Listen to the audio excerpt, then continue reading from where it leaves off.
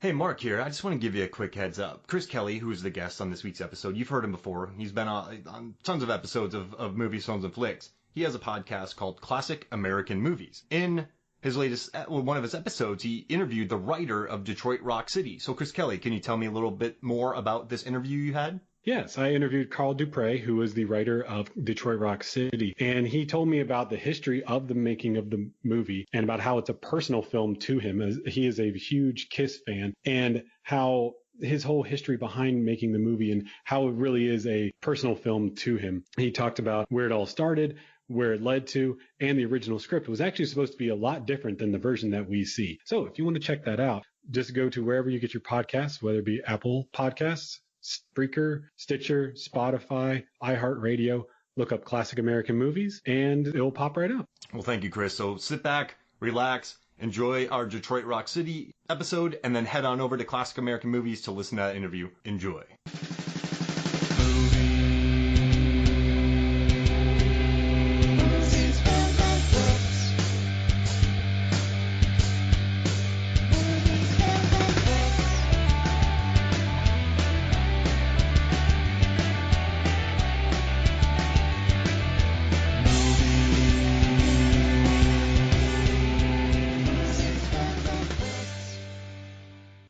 Welcome to Movies, Films, and Flicks. I am Mark Hoffmeyer, and joining me is Chris Lovegun Kelly.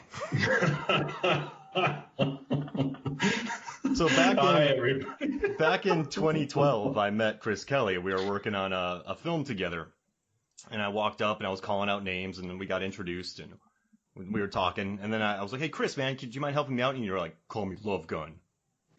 I mean, it could have been the Kiss belt buckle that I had. That may have given you the idea to just go ahead and do that. So I do get upset whenever people don't realize who I am just based on the way looking at me. I mean, come on. His belt buckle was 12 inches by 6 inches long. Like it was absurd. And you're like, "I can't sit down." I'm like, "Yeah, but we hired you to drive." It depends on what day of the month it is. That's the size of my belt buckle. On the first of the month, it's 1 inch and then 2 inch and so on. Well, you get the idea. On the 12th, you got a 12-inch belt buckle. It's just, that's obvious, Mark. It's your fault, really. I mean, is that why you always took off from the 20th to 31st? Because you just couldn't leave your house? Well, yes. As long as there's no further questions about my belt buckle, yes. This is interesting. Do you turn into like a Kiss werewolf and you can't leave? I turned into a swashbuckling werewolf. I have belt buckles for my belt buckles, and on my buckle shoes, I have my belt buckles. Are you a belt buckle guy, Chris Kelly? And all jokes aside, yes, I am. I do have a couple of belt buckles. I have one that my father had in the 70s that I used for a photo shoot not that long ago. And I do have a couple other belt buckles. I also have one that's the famous phrase from Pulp Fiction with Jules's wallet. I have a belt buckle of that. And I have a couple other ones too. Have you ever taken the belt buckle off and beat up some disco lovers on the side of an extremely empty highway? Yeah, but they had it coming, to be honest with you. I mean, if you're listening to a song that was made just for a television show, that's not actually a real disco song that was made for the nightclubs, you got it coming to you. That's all I'm saying. All right, Nick, Chris, before we talk more about Detroit Rock City, released in 1999 on August 13th, I would like to know how your podcast is going. Tell us more about it, Chris Kelly. Yeah, I'd love to.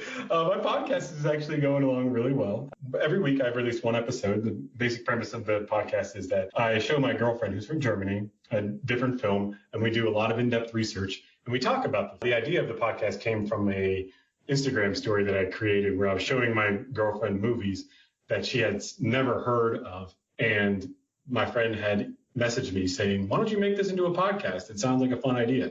So I did. You can listen to it now anywhere from Apple Podcasts to Spreaker to Stitcher, iHeartRadio. It's on all of them. And I also conduct interviews with people who were involved in making cult classic films, such as I did an interview with Anne Carlisle. I interviewed Emmett Malloy, who did Out Cold.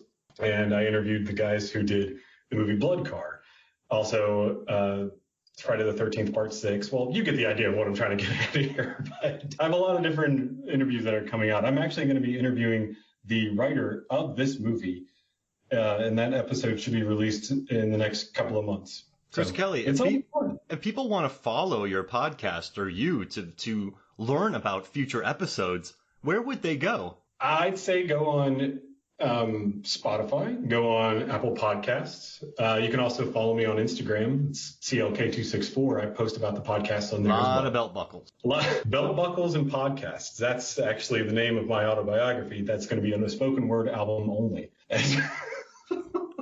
And Chris will go to your house and just talk to you about movies if you give him lunch. Specifically belt buckles if you want to give me dinner. Podcast or lunch. He'll talk about belt buckles if you make him dinner. If we're gonna bring grits into the equation, I'm a grit guy as well. I'll talk about music if you want to do that. Oh wow, you'll get into the nitty gritty of all of it. Well, Chris Kelly, I appreciate you telling me about your podcast. That was completely organic. And the reason I did this is because the last 3 episodes that you've been on with me, I forget every time to get a promotion from you. That's true. Every time we talk about, we get finished on a podcast, it's like, damn it, we didn't do the podcast again. Well, here's the thing with the Movies, Films, and Flakes podcast, and you know this well, Chris. You've been on this for the last couple of years. We just let it happen. I don't like feeling like I need a certain strict structure. I like going off, kind of having fun with it. So I forget a lot of things throughout. Yeah, I would say that it's kind of like Larry King, but with movies.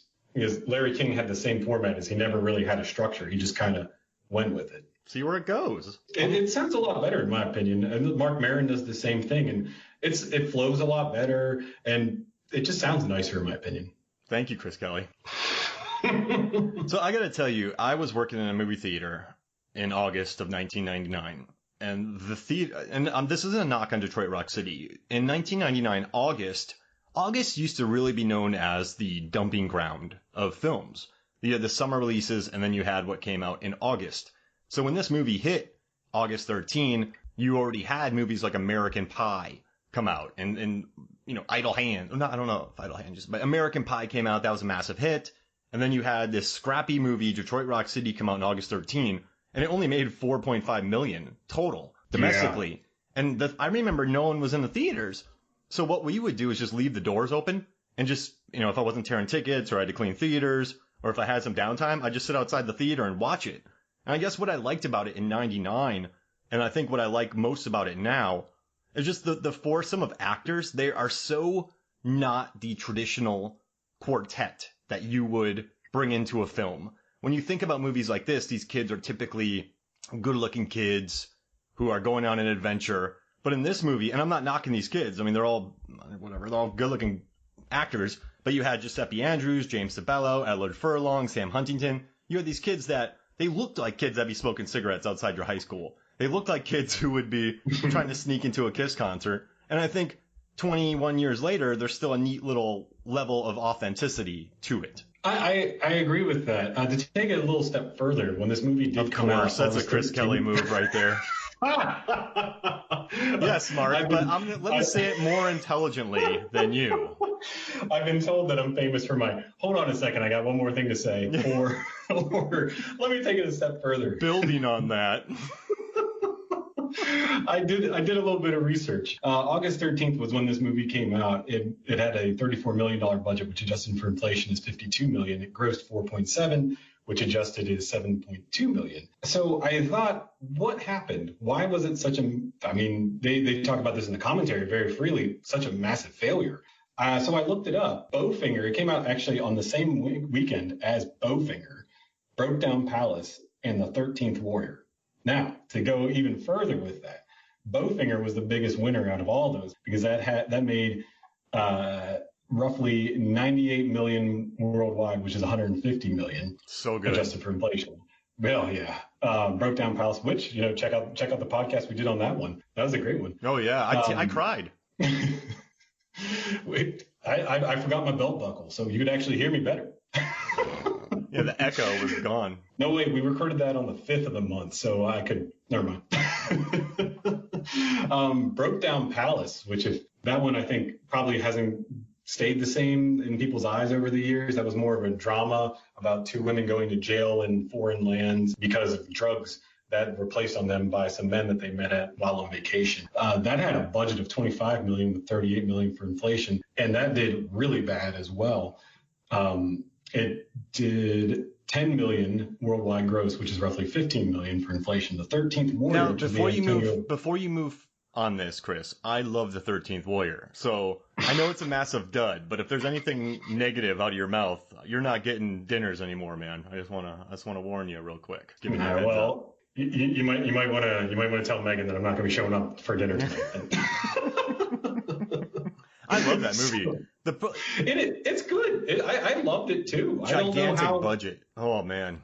130 million in 1999 money, which is roughly 200 million in 2020 money, and it grossed worldwide 66 million. So, which is 101 million roughly for inflation. So I did a little bit more research thinking there had to have been a movie, because there's always a movie that blows everything out of the planet. So people had to have gone to see another movie. Sixth Sense. Other than this. Exactly. Sixth Sense. I was working in the theaters when that came out, and that just destroyed everybody. Sorry, man. I totally wrecked your thing here. I was building on it, Chris. I was building on what you were saying. Taking it a step further. Yes. So, Chris Kelly. 1999. That was the year Mark Hoffmeyer used all the fire extinguishers to keep people away from the Sixth Sense. It's like, back. We have enough tickets for everyone. It was insane. And also in July or August, Blair Witch and Runaway Bride came out. Late July. So it was still, theaters were packed for months for those two movies. Oh yeah, because I remember seeing Blair Witch Project in September, and it came out in July. It was still in theaters. I remember that. But I just want to add real quick, just in case people were interested. Sixth Sense had a budget of 40 million, which is about 61 million for inflation, and a worldwide gross of 672 million, which for inflation is about $1 billion. Oh, man, and that movie earned it too. Oh God, yes, such a great film. I mean, you could talk about that movie forever. It's so well done, beautiful film. I was wondering why Detroit Rock City was such a massive failure, and Sixth Sense, and as you said, Runaway Bride, Blair Witch Project, all those movies literally just soaked all the money from Detroit Rock City. And you know what's interesting too is this is gonna sound bad, but so in '99, I still remember Phantom Menace and all these movies, but I've never seen a theater that's been more packed than when we had Runaway Bride and Blair Witch. And what was crazy was one was in theater 1, one was in theater 8. Those were our two biggest theaters. But when I walked, so I worked like a 12-hour day the first day it came out. All that weekend, I just worked doubles because it was so crazy. But I remember, man, the lobbies, just like, it looked like a concert, like a packed floor of a concert. People were lined up 30 deep for concession stands. They were wandering around. The bathroom lines were massive. I mean, it was one of the craziest weekends I've ever seen. And what's nuts is, and this isn't a knock on Detroit Rock City, but weeks later when movies were still selling out, not many people were going to Detroit Rock City. There wasn't even a trickle-down effect. Like, General's Daughter was selling out because the other movies were sold out. And that's why I think it did so well, because no one could get into those, so they just went and saw that. But it was interesting. It was a weird, I'm not going to that R-rated Kiss movies with the kids I don't really know film. But I had fun with it. I mean, for 99, I dug it. It's 90 minutes. It's not much of a job to watch. It was also at the tail end of Edward Furlong's career. I mean, he was the name in the 90s. He played Hawk in this movie, and he was 22 at the time. But I mean, he was massive in the 90s. I mean, he came right out with Terminator 2, followed up by Pet Sematary 2. He did Aerosmith's Living on the Edge. He was Pecker. He was in American History X. He did Brain Scan, which takes place apparently in the town that I grew up in because they have the same area. And also, he did a series of hot noodle commercials for Japan. And he also, this is probably something that a lot of folks don't know about, he also had a very short-lived musical career, and he did a few spoken word albums in the early 90s as well. Oh, wow. And his biggest hit was Hold On Tight, which was about what you would expect from an early 90s pop song. Oh, I did not know that. Yeah, that's check it out. It sounds about what you would expect from like 93, 94. And it also had Giuseppe Andrews, who I really liked in Independence Day, Pleasantville, He was American History X Reunion, Never Been Kissed, and also he was in Perfect by Smashing Pumpkins, but he was in 1979, the music video for that from Smashing Pumpkins, and that's my go-to driving song.